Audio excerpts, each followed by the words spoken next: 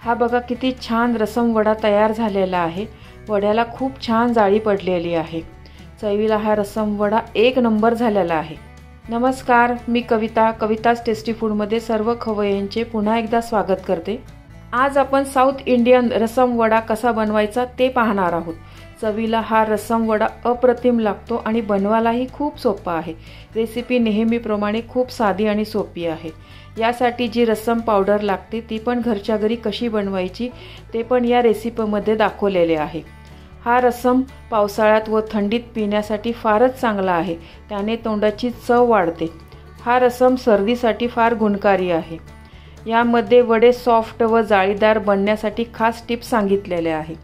रेसिपीमध्ये रसम, powder, वडे सर्व कृती दाखवल्यामुळे व्हिडिओ थोडा मोठा झालेला आहे। तरी व्हिडिओ कुठेही स्किप न करता पूर्ण पहा। यामध्ये भरपूर टिप्स सांगितलेल्या आहे। चला तर हा टेस्टी गरमागरम रसम वडा कसा करायचा ते पाहूया। तुम्ही या चॅनलला अजून सबस्क्राइब केले नसेल तर जरूर सबस्क्राइब करा, ते निशुल्क आहे। रसम पावडर साठी लागणारे साहित्य, मी तर 5 चमचे तुरीची डाळ घेतलेली आहे। हे बघा, या चमच्याने ना मी सर्व माप मोजून घेतलेले आहे। या चमच्याने 5 चमचे हरभऱ्याची डाळ घेतलेली आहे। 4 चमचे धणे घेतलेले आहे। 2 चमचे जिरे, 1 चमचा मिरी, हिंग, 2 चमचे लाल तिखट आणि मीठ। इथे गॅसवर ना पॅन गरम करायला ठेवलेला आहे। आधी आपण ना डाळी भाजून घेऊया चांगल्या। दोन्ही पण डाळी ना छान बारीक गॅसवर ना खरपूस भाजून घ्यायच्या, आपल्याला जाळायच्या नाहीये त्या डाळी। तुम्ही अजून या चॅनलला सबस्क्राइब केले नसेल तर सबस्क्राइब बटनला क्लिक करा आणि बेल आयकॉनला प्रेस करायला विसरू नका, जेणेकरून नवीन रेसिपीचे नोटिफिकेशन तुम्हाला येतील। हे बघा, आपली डाळ आहे ना मस्त मी 3 ते 4 मिनिट ना खरपूस बारीक गॅसवर भाजून घेतलेली आहे। आता ही मी काढून घेते एका भांड्यामध्ये। पॅन मध्ये आता मी धणे घेते। हे धणे पण आपण असे बारीक गॅसवर भाजून घेऊया। जिरे, काळे मिरी, हे पण असं आपण बारीक गॅसवर ना 2 ते 3 मिनिट आपण असं भाजून घेऊया।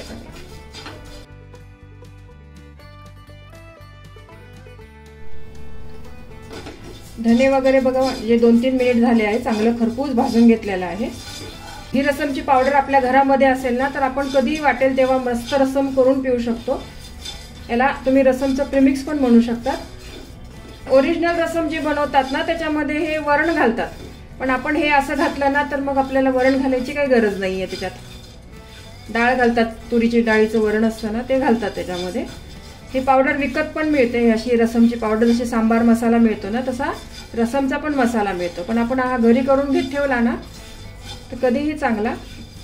हे मसाला आपला तयार असेल ना तर आपण 10 ते 15 मिनिटात आपण रसम तयार करू शकतो वाटेल तेव्हा।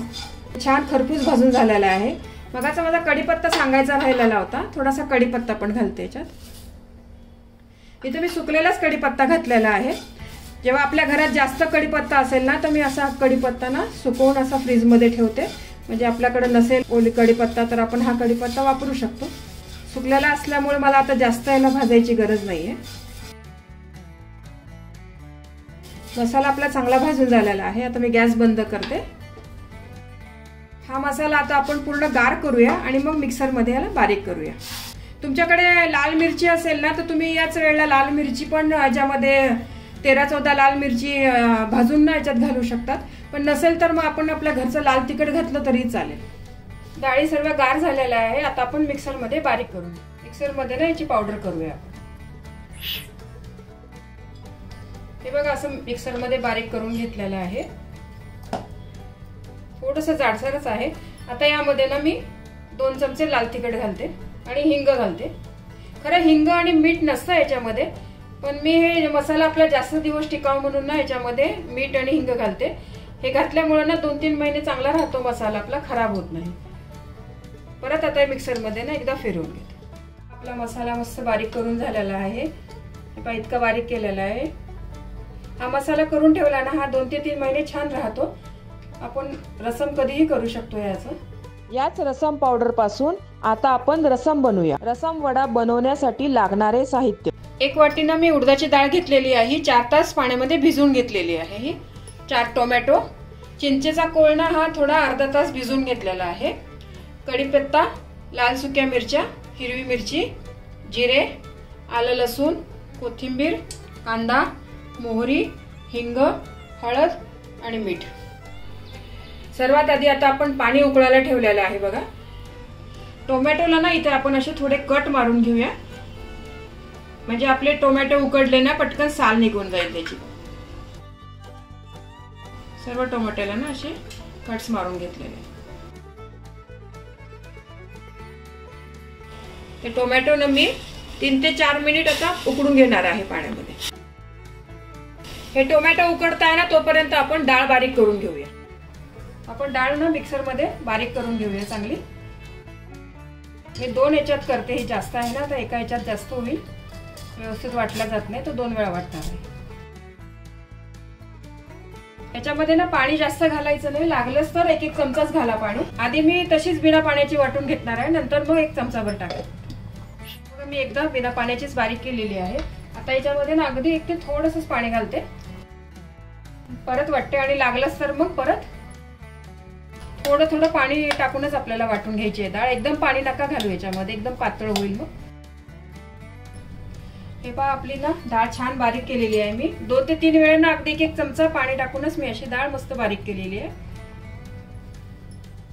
भांड्यामध्ये ना डाळ काढून घेते आणि याच पद्धतीने ना बाकीची पण उरलेली डाळ आपण बारीक करून घेऊ. टोमॅटो बघा आपले 4 ते 5 मिनिट ना मी चांगले शिजवून गेले, सालटे असे मोकळे झाले आहे बघा साल त्याची. तर मी गॅस बंद करते आणि आपण टोमॅटो गार करून घेऊयात. डाळ बघा आपली छान बारीक करून घेतलेली आहे मी. आता आपण ना हिला जरासं फेटूया. याच्या आधी ना मी याच्यामध्ये हिंग घालते. हिंगणी ना आपल्याला पोटाला चांगलं असते, डाळ पचायला. आता उडदाची डाळ जड असते ना. आणि चवीपुरतं मीठ. हिंग तुम्ही जरूर घाला याच्यामध्ये. थोडंसं तेल.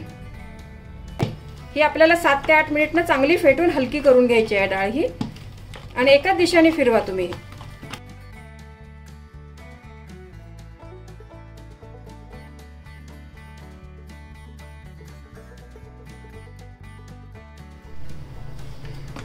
हे पहा पीठ मी चांगलं 7 ते 8 मिनिट ना मस्त फेटून घेतलेलं आहे.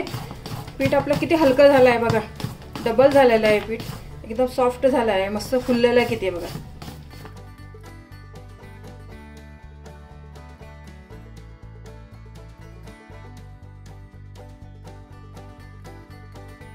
आता यामध्ये मी आलं घालते किसलेलं. याच्यामध्ये ना जरूर किसलेलं आलं घाला तुम्ही, हिंग आणि आलं. त्याच्यामुळे उडदाची डाळ आहे ना पचायला आपल्याला हलकी होईल. जड असते उडदाची डाळ पचायला. आपली डाळ चांगली फेटली गेलेली आहे ना ते समजण्यासाठी ना तुम्ही ही थोडीशी डाळ आहे ना अशी पाण्यामध्ये ना टाकून बघा. जर ते असं वरती तरंगलं ना छान तर समजायचं की तुमची डाळ ना चांगली परफेक्ट फेटल्या गेलेली आहे. मग असेच हलके वडे होतील आपले असे. थोडी हिरवी मिरची घालते याच्यात आणि थोडी कोथिंबीर. हे चांगलं आता आपण त्याच दिशेने ना फिरवून असं मिक्स करून घ्यायचं. आपली डाळ आपण चांगली फेटल्या गेल्यामुळे हवा गेलेली आहे त्याच्यामध्ये, मस्त फुलली आहे त्याच्यामुळे. टोमॅटो ना आपले छान गार झालेले आहे. मी साल काढून घेतलेले आहे बघा त्याचे. टोमॅटो आता मिक्सर मध्ये घालते. यामध्ये 1 छोटा बारीक चिरलेला कांदा, आलं आणि लसूण मिक्सर मध्ये ना हे आपण बारीक करून घेऊया. टोमॅटोची पेस्ट करून घेतलेली आहे बघा ही. आता आपण याचा रसम करूया. गॅसवर कढई गरम करायला ठेवलेली आहे. त्यातनं मी थोडं तेल घालते. तेल जास्त नाही लागत या रसमला, अगदी थोडं फोडणीपुरतच घातलेलं आहे. तेल गरम झालेलं आहे बघा. आता मी मोहरी घालते. मोहरी चांगली फुलू द्या तुम्ही, नाहीतर मग कशी कचकच लागते मोहरी. जिरे,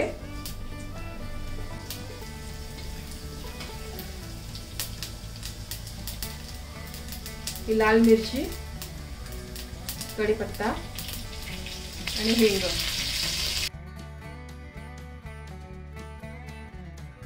आता यामध्ये जे आपण टोमॅटो बारीक केलेला आहे ना ते घालते.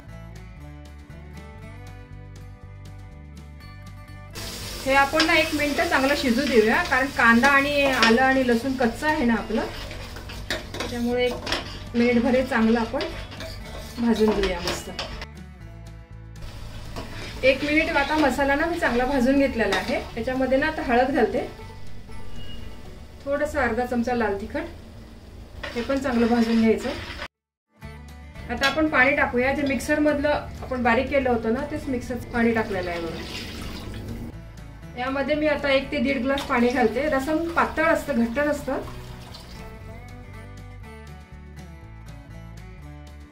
यामध्ये आता मी 3 चमचे रसमचा मसाला घालते।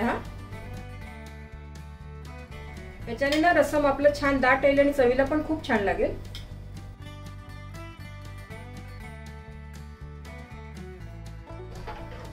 हे रसम आहे ना आता आपल्याला 7-8 मिनिटं छान उकळून घ्यायचं आहे।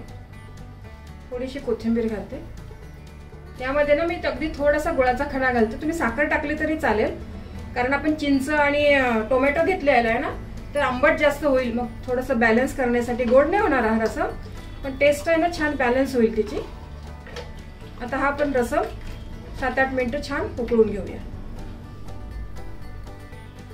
रसमला आपल्या छान उकळी आलेली आहे।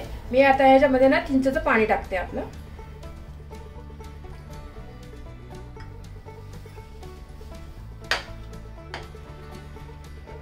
आता हा रसम ना आपण 4 ते 5 मिनिट छान उकळून घेऊया। रसम बघा आपला माझा 4 ते 5 मिनिट ना मी उकळून घेतलेला आहे। अजून 1-2 मिनिटं मला उकळायचा आहे रसम, म्हणजे हे सगळे मसाले वगैरे आहे ना त्याचे फ्लेवर छान येईल याचे।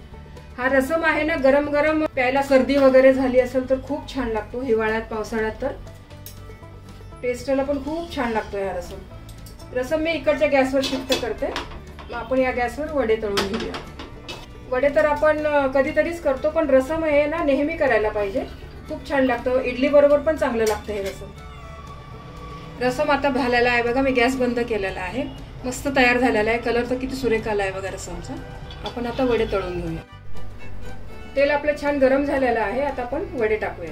हे वडे आहे ना तुम्ही चमचाने पण टाकू शकतात, पण मी हातानेच टाकते। तर आपण आधी ना आपण हात ओला करून घेऊया जरा, म्हणजे हे पीठ आपल्या हाताला चिटकणार नाही, आणि हातानेच असा गोल हे करून असा वडा सोडूया। प्रत्येक वेळेला ना हात ना पाण्यात बुडवा तुम्ही, म्हणजे चांगले वडे येतील तुमचे।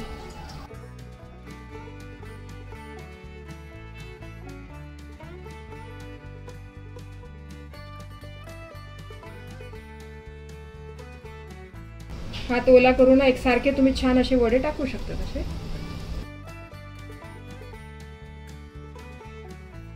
आणि हे वडे ना तुम्ही मीडियम गॅसवरच तळा, फुल गॅसवर नका तळू तुम्ही, वरनं लगेच लाल होतील आणि आतनं वडे आपले कच्चे राहतील। पीठ आपलं इतकं छान हलकं झालं आहे बघा, वडे ना आपोआपच पलटी होतात आहे मनानेच, आणि छान तेलामध्ये ना वरती आले आहे, म्हणून असं समजायचं की पीठ आपलं एकदम छान परफेक्ट झालेलं आहे। तेलावर मस्त वडे ना तरंगतात आहे बघा। असे सर्व बाजूने आपण गुलाबी होईपर्यंत तळून घेऊया। हे वडे बघा आपले सर्व बाजूने छान तळून झालेले आहे, मस्त बदामी रंग आलेला आहे ह्याला। आता मी काढून घेते।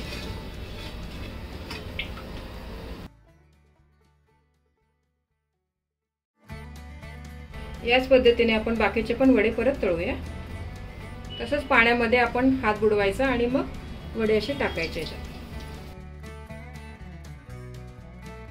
छोटे छोटे टाकायचे, जास्त मोठे नाही टाकायचे,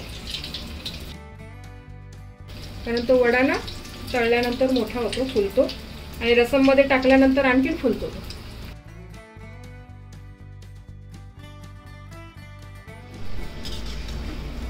हे पण वडे आपले मस्त तळून झाले आहे बघा।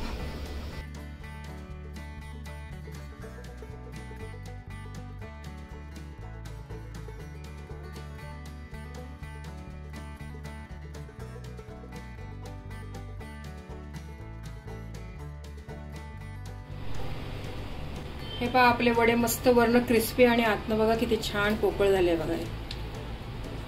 मस्त जाळी पडली आहे बघा वड्यांना, हलके झाले एकदम मस्त। मस्त आपला गरमागरम रसम वडा तयार झालेला आहे। हा रसम वडा चवीला खूप भारी लागतो। रसमचे वैशिष्ट्य असे की हे गरमागरम पिल्यामुळे तोंडाला चव येते आणि सर्दीवरही गुणकारी आहे। रोज रोज भाजी पोळीचा कंटाळा आला असेल तर या पद्धतीने रसम वडा करून बघा, खूप आवडेल तुमच्या घरी सर्वांना। तुम्हाला ही रेसिपी आवडली असेल तर व्हिडिओला लाईक करा, कमेंट्स करा। तुमच्या कमेंट्स वाचायला मला फार आवडतात, तुमच्या लाईक्स आणि कमेंट्समुळे माझा उत्साह वाढतो आणि नवनवीन व्हिडिओ बनवण्यासाठी प्रोत्साहन मिळते। याचबरोबर तुम्ही मला फेसबुक, इंस्टाग्राम आणि पिनइंटरेस्टवर देखील फॉलो करू शकतात। त्याची लिंक डिस्क्रिप्शन बॉक्समध्ये दिलेली आहे। तर पुन्हा भेटूया एका नवीन रेसिपीसह। तोपर्यंत मस्त खा, काळजी घ्या। धन्यवाद।